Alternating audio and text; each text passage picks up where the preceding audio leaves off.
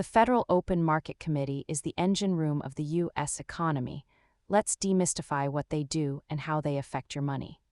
The FOMC is the branch of the Federal Reserve that decides the direction of national monetary policy through interest rates. They meet 8 times a year to decide the federal funds rate, which influences almost every interest rate in the country. By adjusting the federal funds rate, they influence borrowing costs for everything from credit cards to mortgage loans.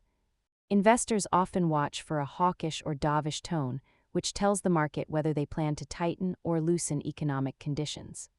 When the Fed raises the base rate, banks typically follow suit, making it more expensive for consumers and businesses to borrow. There is an old saying on Wall Street, "Don't fight the Fed." It means that market trends often align with the Fed's policy cycle.